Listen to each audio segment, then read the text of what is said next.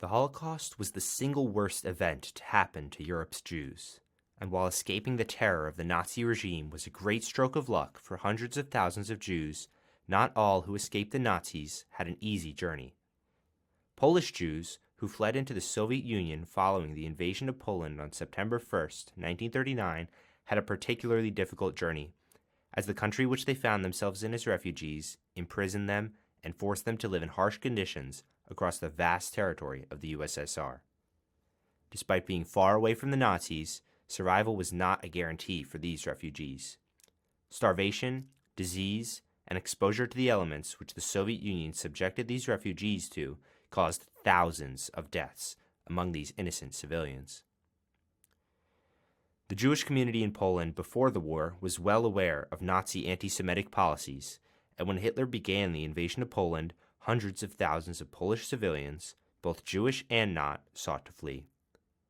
For most, however, there was no escape route, as the Soviet Union also invaded Poland from the east.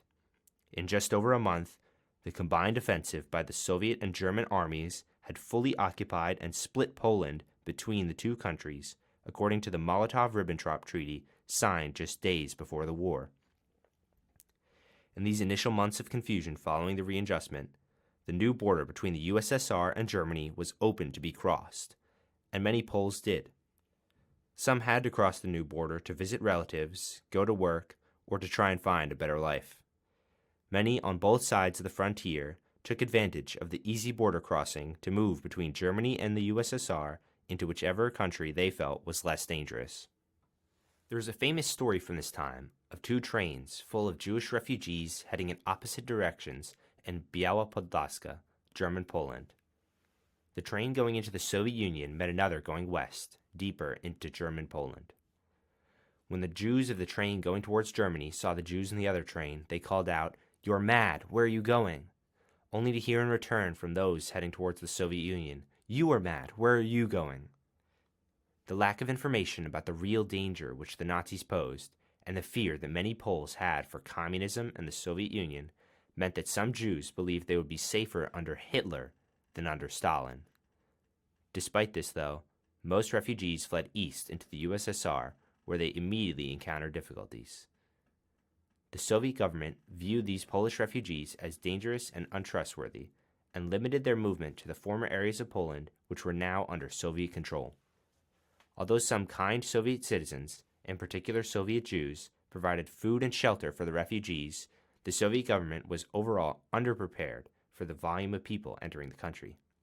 In order to control the porous border, Soviet and German authorities began tightening border controls and conducting population transfers.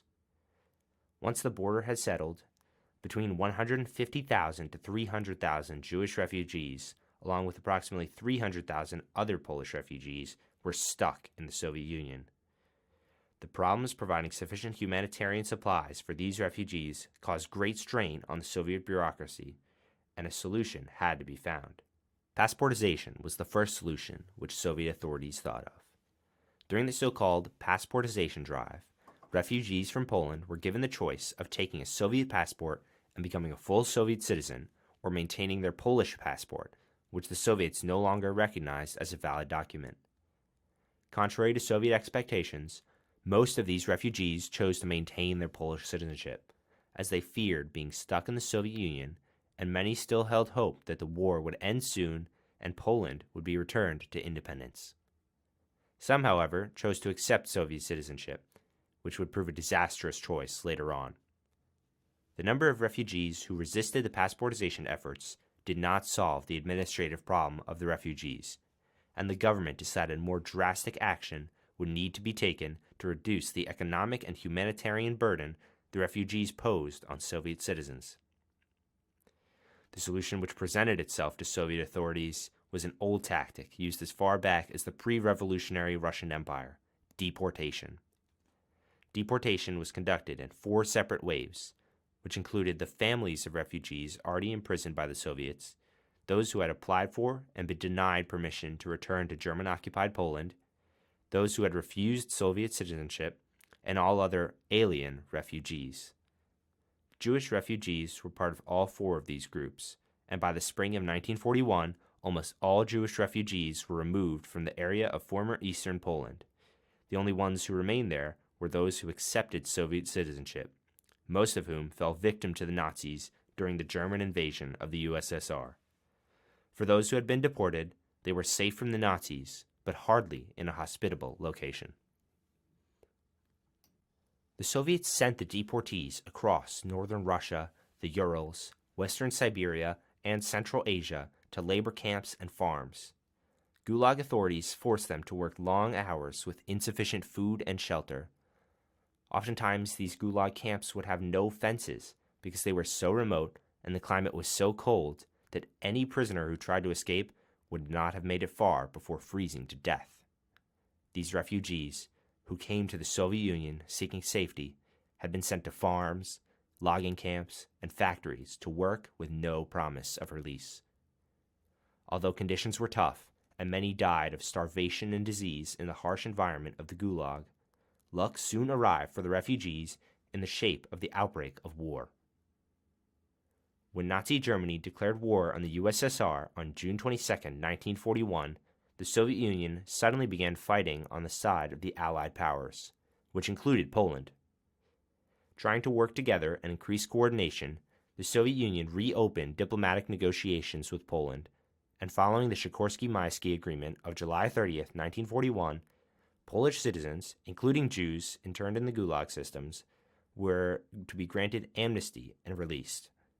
Although this process of release was complicated by the active war, hundreds of thousands of refugees began fleeing their camps and moving south to Central Asia, where large amounts of Polish citizens evacuated to following their release.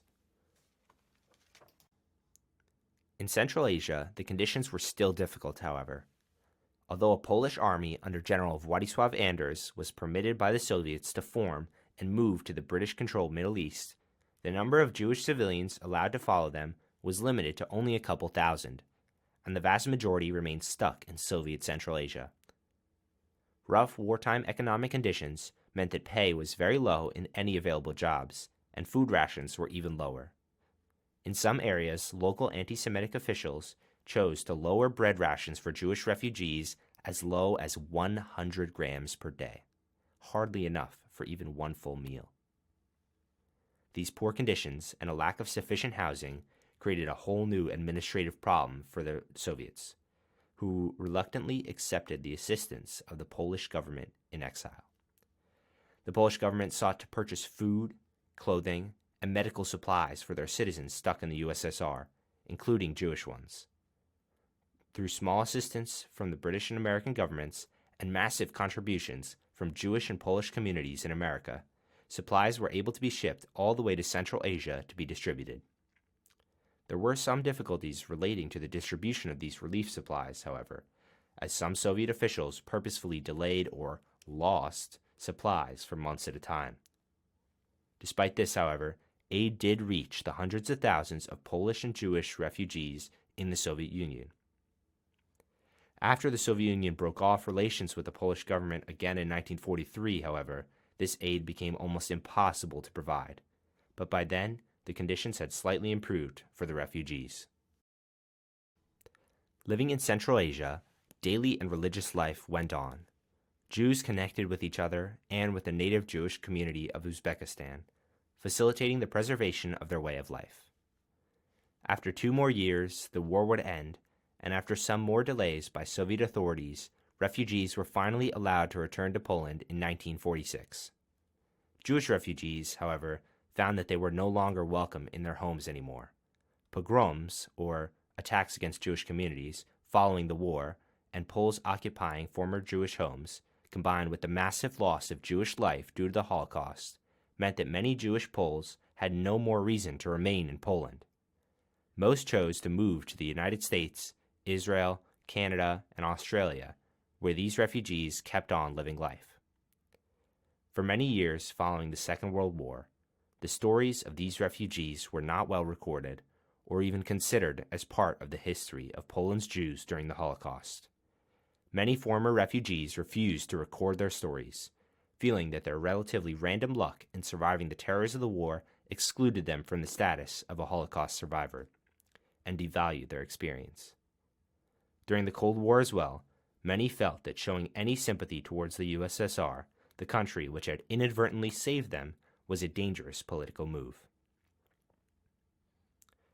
Returning to these photos of Polish Jews from Łódź who were deported to Arkhangelsk and upon amnesty fled to Kokand, Uzbekistan, the stories, memoirs, and experiences of these refugees are still being recorded and kept alive by their descendants and historians.